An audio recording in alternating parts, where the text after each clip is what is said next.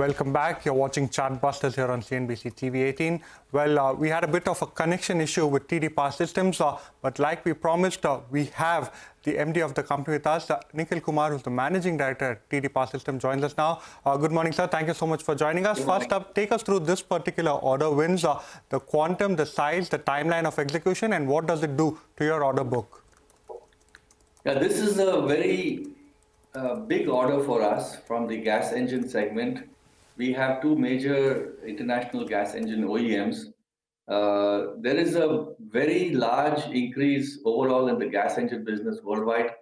We are well connected with this business in the sense that we have two large OEMs who are two leading players in the world in this business. The end use is, grid stabilization units, where, for example, if you have a country where there's a lot of renewable power generation, then suddenly, let's say, wind stops blowing or the sun stops shining, you need hundreds of megawatts to come onto the grid instantly. Then these gas engines are used to stabilize the grid. So there's a big increasing requirement for this kind of application.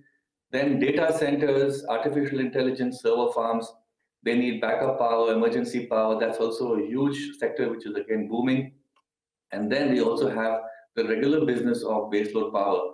So we are seeing a significant, a huge uptick of business in this particular segment, not just gas engines, but also gas turbines. So overall, TDPS is in a very, very good position in the international market to capitalize on this opportunity.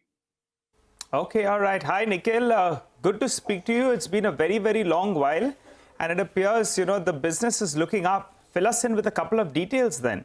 What is the current order book? What has been the order inflow till now, and what are you factoring in for this year, FY25? Yeah, the overall order book is very strong. So, I don't want to talk about the exact numbers. I can't talk more than what was declared already for Q1 because we are in this, until I declare the results for Q2, I need to be silent about the actual numbers. But all I can say is that, we are going to exceed the guidance. And we are in a situation where right now the factory is absolutely full. Orders for this year are absolutely full. And we had given a guidance earlier for 1,200 crores for the company for the whole year. Looking at the current situation, we're going to exceed that guidance. So we are putting up a third plant because we're just running out of capacity.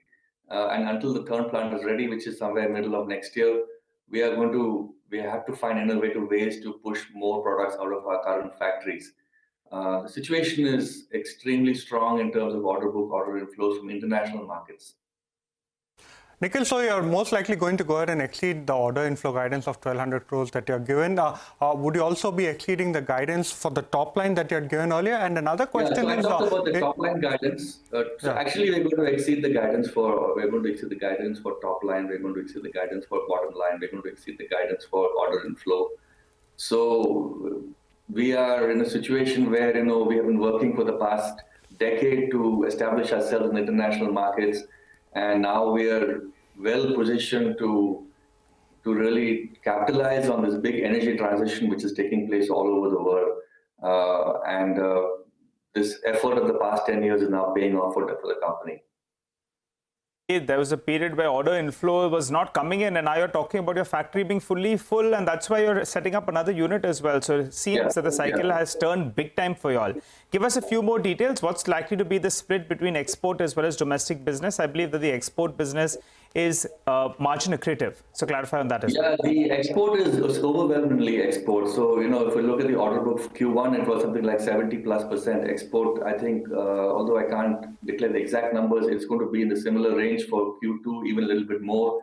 And looking at the upcoming order inflows, this trend is going to continue.